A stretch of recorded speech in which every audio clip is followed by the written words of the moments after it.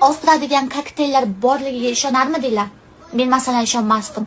Koreyada 8 yil yashab, ozdiradigan kokteyl borligiga umuman ishonmaganman. O'zbekistonga borgunimcha, O'zbekistonga borib qarasam, meni o'zimning xolalarim xuddi shu mahsulotlarni ichib ozayotgan ekan.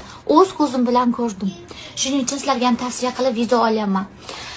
Bitta katta xolam juda ham qattiq semirib ketganlar va sahr kasalligini birinchi stepeniga chiqib qolgan ekanlar. Vrachlar aytgan, siz zudlik bilan ozishingiz kerak deb. Ozdiradigan mahsulotlarini xarid qilib, juda ham katta darajaga ozib ketganlar. Juda ham ozg'ina chiroyli bo'lib qoldilar hozir. Oldingi va keyingi rasmlarini ko'rgandim. O'z ko'zim bilan ko'rganim uchun o'zim ham o'zimga olib keldim. Koreyaga qaynonam bilan birga ichgan.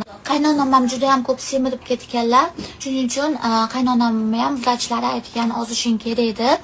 Xolalarimga ishonib va o'z ko'zim bilan ko'rganim uchun shularni olib keldim va o'zim ham ozroq ozmoqchiman.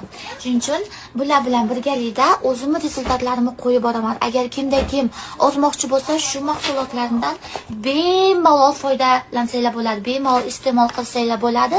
Necha kilogrammligingizni aytsangiz, sizning kilogrammingizga va gormon analizlaringizga qarab, sizga shunaqa kokteyllarni nabor qilib yig'ib beradilar. Shuning uchun shu yerda profillarni qoldiraman, bemalol o'tib mahsulotlarni iste'mol qilsangiz bo'ladi. Bunga o'zim 100% javob beraman.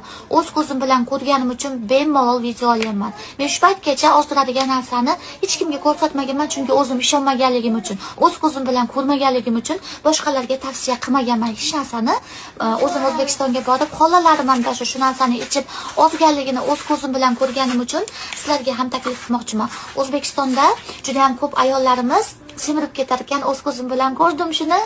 Shuning uchun semirish bu yaxshilikka olib kelmaydi. Semirib ketish ko'plab boshqa kasalliklarga ham olib keladi. Sahr kasalligiga uchrasangiz, sizdan keyingi avlodlaringiz ham sahrga uchrashi mumkin degani. Shuning uchun birinchi bo'lib o'zingizni avaylang, o'zingizni asrasangiz, sizning ham avlodlaringiz inshaalloh sog'lom bo'ladi.